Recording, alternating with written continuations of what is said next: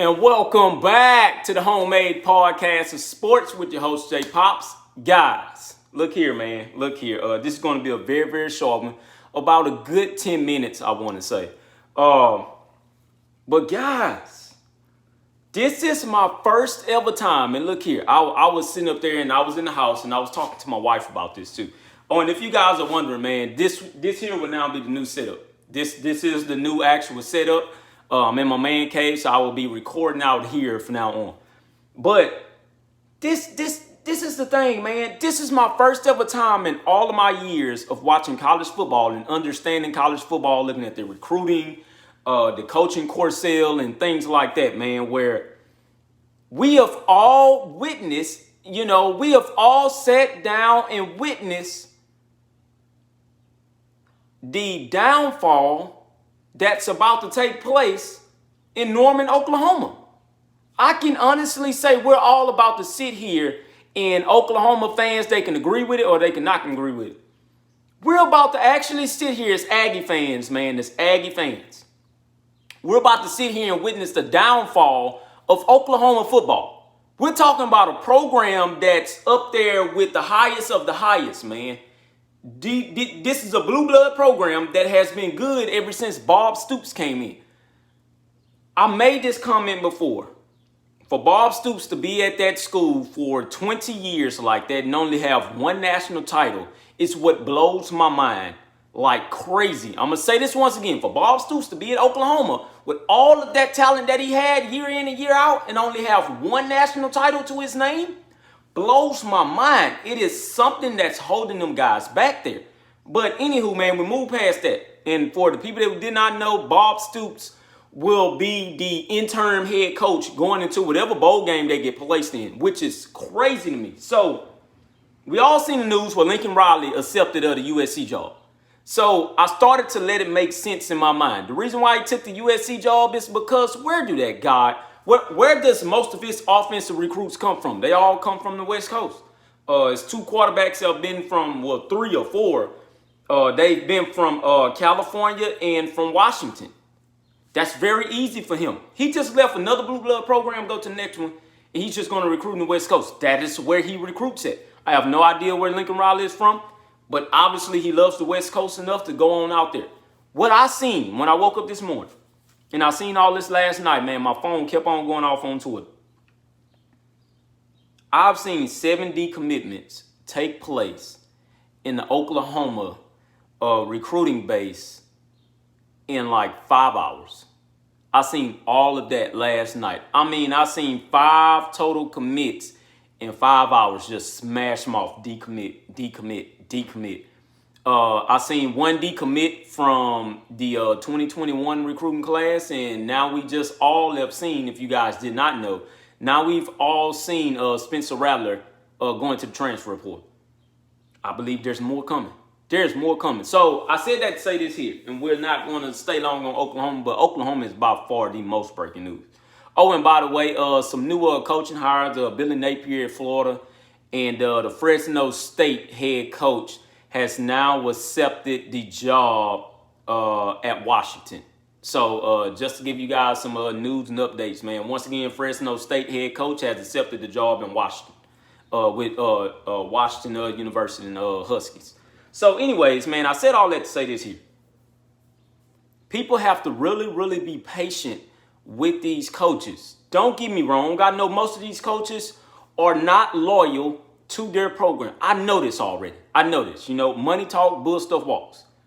Some of them aren't loyal, but some of them are loyal, man. Some of them are loyal to the kids, and some of them are loyal to the fan base, the ADs, and they're just loyal to the football in general. Some of these coaches love what they do, man. They love what they do. It just isn't about national titles with some of these coaches, all right? So I always say just be patient.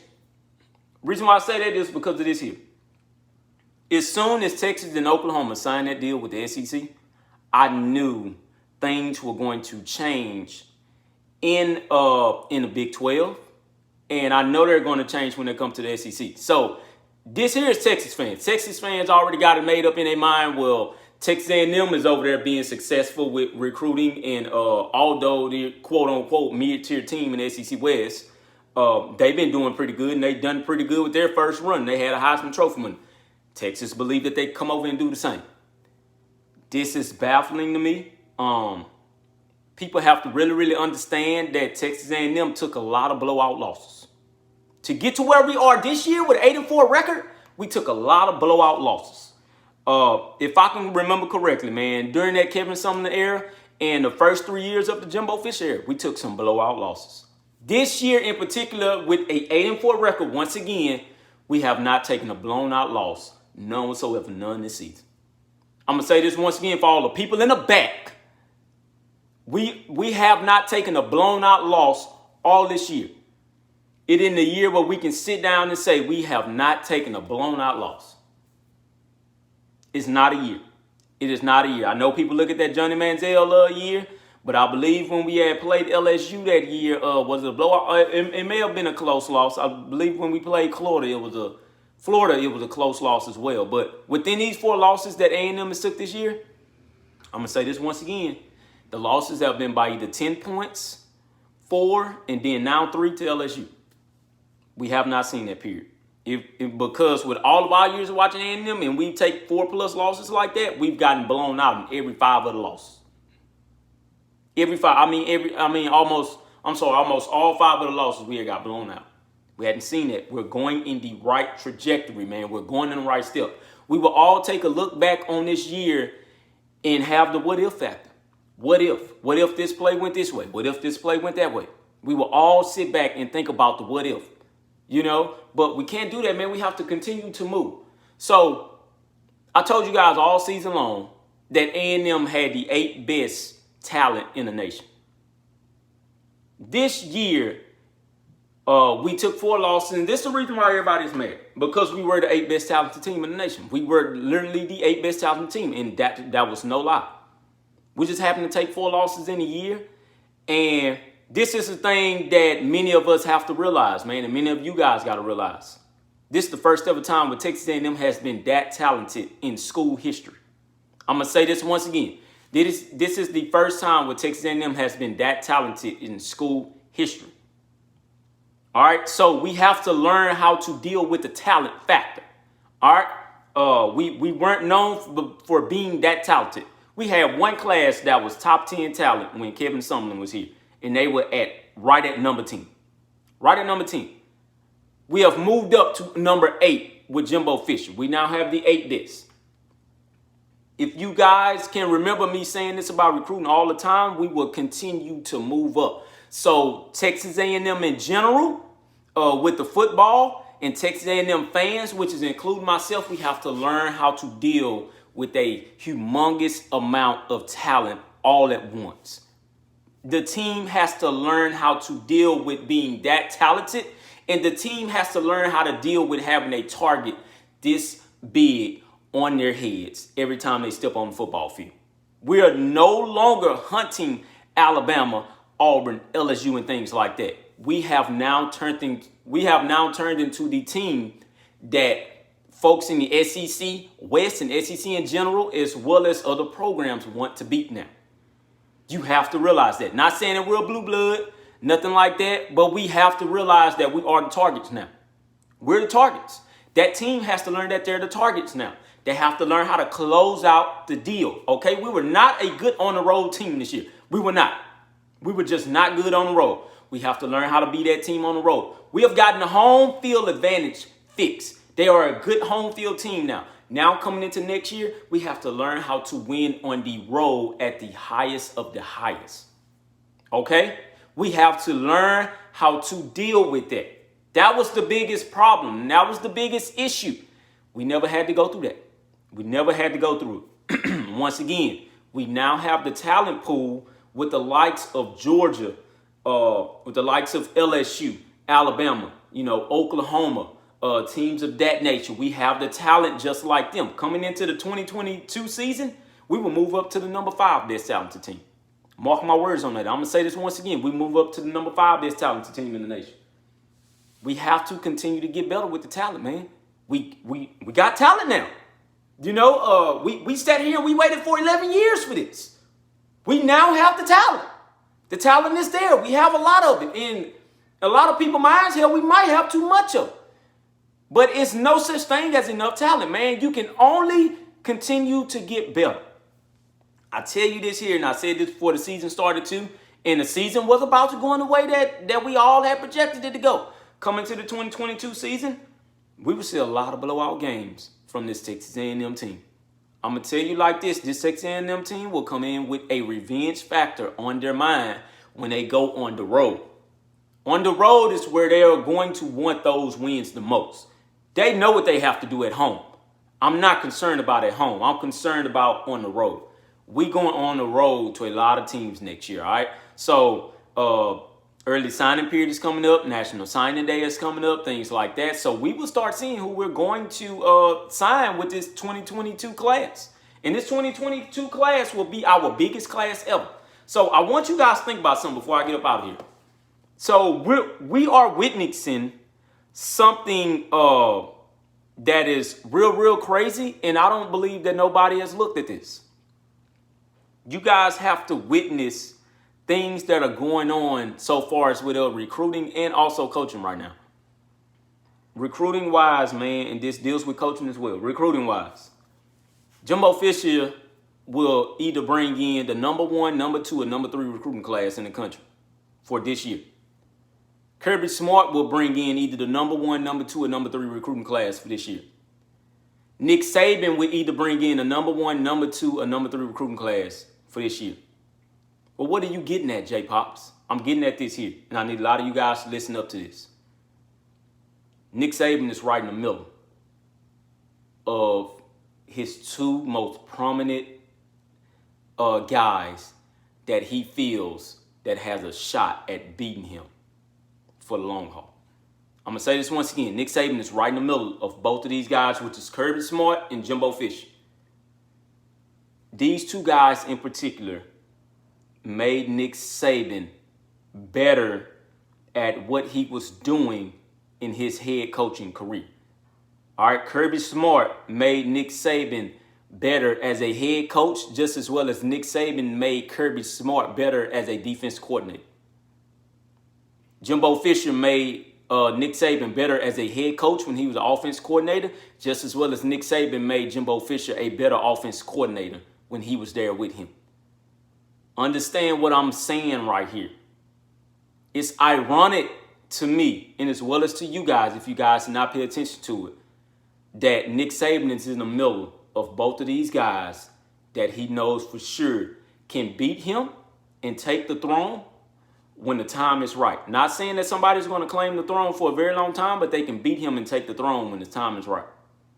As of right now, Georgia is recruiting at an Alabama level. All right, and that's with Kirby Smart.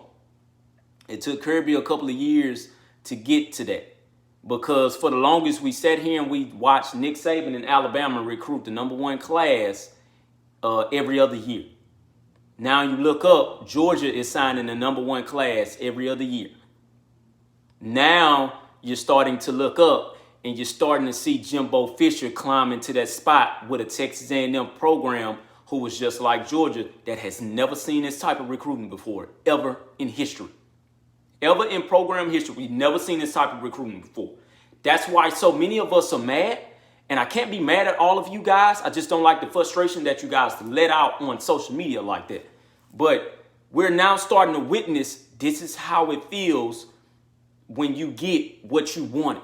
This is what we wanted. We're now starting to see it, okay? Jimbo Fisher is now starting to recruit up there with the big boys. Kirby has already made it. I just said this before. Ironically, one is up above him, one is down below him. Talking about Nick Saban here. These are the 2 guys that he knew that when his head coaching career came to an end, it was going to be out of either one of these 2 guys. One has a national title already, not in the SEC, but in the ACC with Florida State when he was there. One of them is getting to a national title, and that's Georgia. Jimbo Fisher knew that it was going to take time to get to where he wanted to be. I want you guys to realize that and understand that. We can listen to a lot of Twitter jokes and stuff like that. A lot of people are going to feel like how they're going to feel about Jimbo Fisher. But Jimbo Fisher himself knew that it took time. I know that it took time. We're now starting to see what he really meant by it was going to take time with this, the process. We're about to sign, in my mind, and from what I know, a #1 class that is out this world with the best defensive line class we've ever seen in college football history.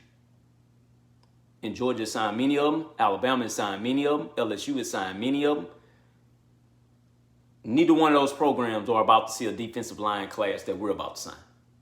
That is electric.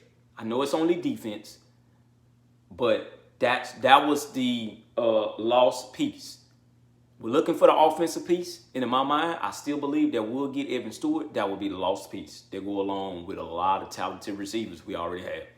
Regardless of the drops they took this year, that's fine. This is the only year we can look back and say, man, we dropped a lot of footballs, a lot of game-changing footballs. That's okay. That'll get fixed next year. But this is the process. This is the process. You guys got to be patient. We're here.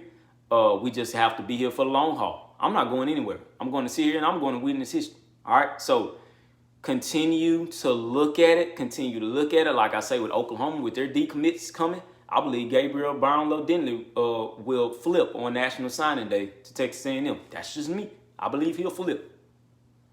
Be looking for Anthony Lucas to sign on early National Signing Day. December 15th, I think. He'll be signed on early National Signing Day. I believe he'll sign with Texas A&M. All right, Enai White, I believe he will sign with Texas A&M. It's a lot of these guys, man. Shamar Stewart, I believe he'll sign with Texas A&M. We already have Walter Nolan. And Walter Nolan has been very, very quiet lately because he has been playing playoff games. It's a lot of those guys been kind of quiet. I believe we'll sign those guys, though, man. So just be very, very patient. We're getting there. I know the season did not go as how we wanted it to, but we're getting there. We're getting there. I said this video was going to be 10 minutes, and it went on to be like 20 minutes.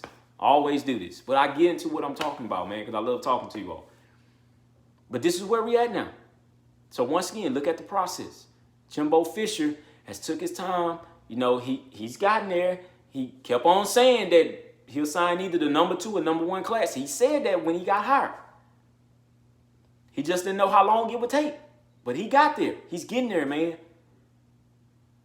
You guys got to believe in the process. In the maroon shades, you just got to believe in the process, man. So be looking out for that. Like I say, as of right now, Nick Saban is in the middle of Kirby Smart and Jimbo Fisher, with Alabama being at #2 on the recruiting trail, Georgia being at #1, A&M being at #3 right now.